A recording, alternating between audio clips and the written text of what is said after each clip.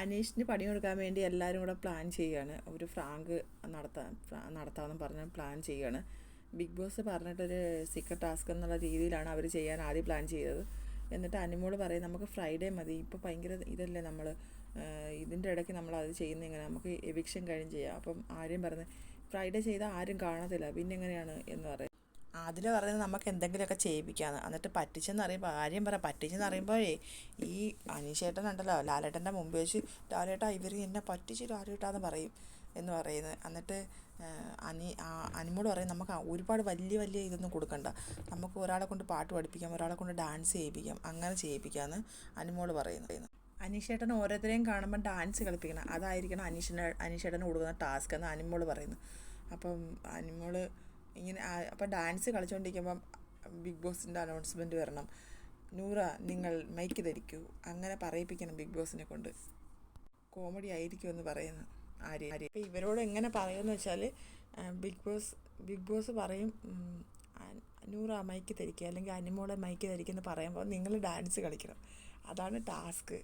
അപ്പോൾ ഇവർ ബിഗ് ബോസിനെ കൊണ്ട് അത് പറയിപ്പിക്കാൻ വേണ്ടി നമുക്ക് മൈക്ക് ഊരി വയ്ക്കാമെന്ന് ആ സമയത്ത് അനുമോൾ പറഞ്ഞു കൊടുക്കുകയാണ്. നമ്മൾ സംസാരിക്കാൻ വേണ്ടി മൈക്ക് വരുമ്പോൾ ഓട്ടോമാറ്റിക്കലി ബിഗ് ബോസ് വിളിച്ച് പറയുമല്ലോ അനുമോൾ നിങ്ങൾ മൈക്ക് ധരിക്കൂ. ആ സമയത്ത് ഇവർ ഡാൻസ് കളിക്കണം ബിഗ് ബോസിൻ്റെ സൗണ്ട് കേൾക്കുമ്പോൾ.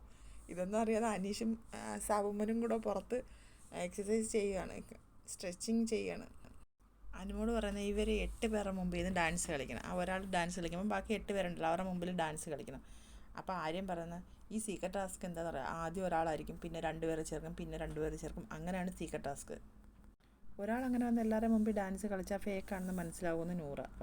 ആരും കാണാതെ ഗാർഡൻ ഏരിയയിൽ പോയി റോൾ ചെയ്യിപ്പിക്കണം, ശയനപ്രദക്ഷിണം ചെയ്യിപ്പിക്കണം എന്ന് പറയുകയാണ്. 10 വട്ടം ചെയ്യണമെന്ന് ആര്യം പറയുന്നത്. അപ്പം നൂറ പറയുന്നത് അനീഷേട്ടനെ കൊണ്ട് നമുക്കത് ചെയ്യിപ്പിക്കാമെന്ന്. അതിൽ പറയുന്നത് മഴയാണെങ്കിലും വെയിലാണെങ്കിലും എപ്പോഴായാലും ചെയ്യണമെന്ന്. അത് പൊളിക്കുമെന്ന് ആര്യം പറയുന്നത്. ആനിമോള് പറയുന്നത് എടാ അത് വേണ്ടടാ, അത് കഷ്ടമാടാ, അങ്ങനെ ചെയ്യല്ലോടാ. നൂറ പറയുന്നത് ഇപ്പം അവർ ചോദിക്കത്തില്ലേ നമ്മളോട് ഞങ്ങൾക്ക് എന്താ അതിനകത്തുള്ള ബെനിഫിറ്റ് എന്ന്. ആര്യം പറയുന്നത് അനീഷേട്ടനല്ലേ എപ്പോഴും പറയുന്നത് അനീഷേട്ടന് സീക്രട്ട് ടാസ്ക് ചെയ്യാൻ കൊടുക്കുന്നില്ല, അനീഷേട്ടനെ കൂട്ടുന്നില്ലെന്ന്. അപ്പം നമുക്ക് അനീഷേട്ടൻ അത് പറഞ്ഞ് ഇത് ചെയ്യിക്കാം. അതിൽ പറയുന്ന ലാസ്റ്റ് 2 വീക്കേ ഉള്ളൂ ഒരു സ്പെഷ്യൽ ഗസ്റ്റ് വരുന്നുണ്ട് പുറത്തുനിന്ന്, അയാൾ വരണമെങ്കിൽ നമ്മൾ ഈ ടാസ്ക് പൂർത്തിയാക്കണമെന്ന് പറയുന്നത്. അപ്പോൾ ആര്യം പറഞ്ഞാൽ അതാ നല്ലൊരു ഐഡിയ, അതൊരു പൊളി സാധനം. അപ്പോൾ അങ്ങോട്ട് നെവിൻ നടന്നു വരുന്നു. അപ്പോൾ അനുമോള് പറയുന്നത് മിണ്ടല്ലേ എന്ന്. പിന്നെ എല്ലാവരും വിഷയം മാറ്റുന്നു.